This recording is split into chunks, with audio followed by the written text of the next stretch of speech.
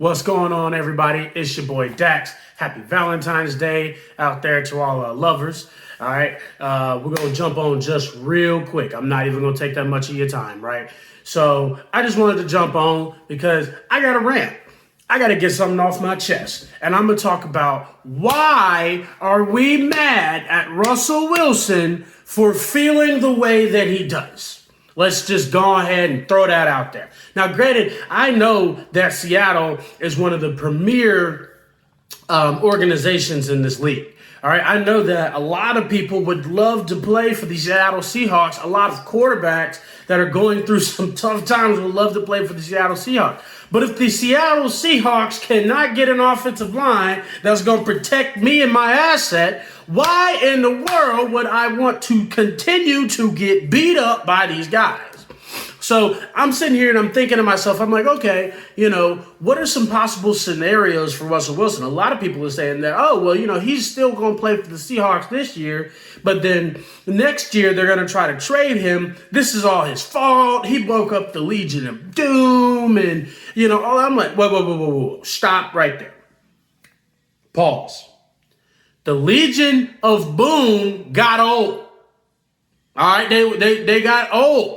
And I know that Russell Wilson and Richard Sherman kind of butted heads a little bit, two alpha males, whatever. Look, all right, when it comes to Russell Wilson and the problems that he's having right now in Seattle with getting hit constantly how he is, there's no other option. He has to come out and speak out and say, hey, look, I'm getting beat up. Give me some help. You know what I mean? But the thing is we don't have a good scenario as to, okay, where could he go? What could he do? So it's Russell Wilson's fault. It's not Russell Wilson's fault that he couldn't bring it out against the playoffs. And I mean, no, don't get me wrong. Okay. I do feel like the Seattle Seahawks should have won against the Rams in the playoffs. I didn't think the Seattle Seahawks were going to beat the Packers, but I do think that they should have beaten the Rams with John Wolford at quarterback. All right, but then Wolford goes out, Jared Goff comes in. I still think that they should have won the game.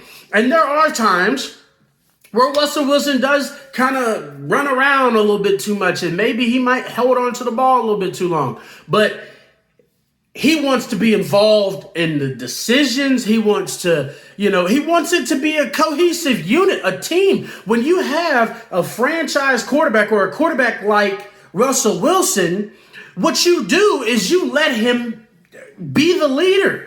And everybody's, why does he want to be, into decisions? And, what? He's the quarterback. Of course he wants to be involved in the decision. Look at Tom Brady down in Tampa Bay. Tom Brady developed a relationship with Antonio Brown in New England, and it was like, well, I'd kind of like to play with him here. What did they do? They went and got Antonio Brown. Was Antonio Brown the reason why Tom Brady was able to make it to the Super Bowl and win it and all that? Probably not, but the fact of the matter is he had a guy, and it's more than that, but he had a guy that he entrusted, that he liked to play with, and they brought that guy to the team. Now, I'm not saying that Russell Wilson has a guy or a couple of guys that he would like to have on the team, but in personnel, decisions, you don't have to listen to your quarterback, but you should at least hear him out. Know what he's got to say. Hey, man, I think we should do this, blah, blah, blah. Cool. Thanks for letting me know. And then you just continue on whatever you're going to do. If you don't listen to him, that's your prerogative, but you need to at least be able to hear the guy out. And we're sitting here mad at Russell Wilson for wanting more. Hey, I can win you a Super Bowl. I've already proven that, but I just need you to protect me. We can't do that. We can't get anybody that's going to protect our asset. So we're like, we'll get it fixed. Every year you're drafting offensive players and maybe one defensive player, but you're never drafting offensive line. You're never moving up to try to get those elite guys.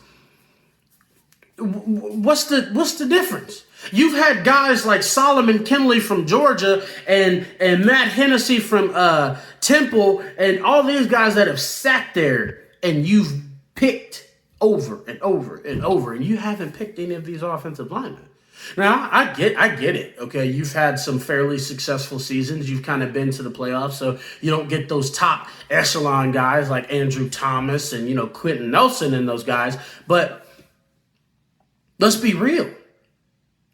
When Andrew Luck needed an offensive line to be able to do whatever it is that he had to do in Indianapolis, they went and got one of the best offensive linemen I've seen like recently. I mean, Quentin Nelson mows over people, and he's still mowing over people.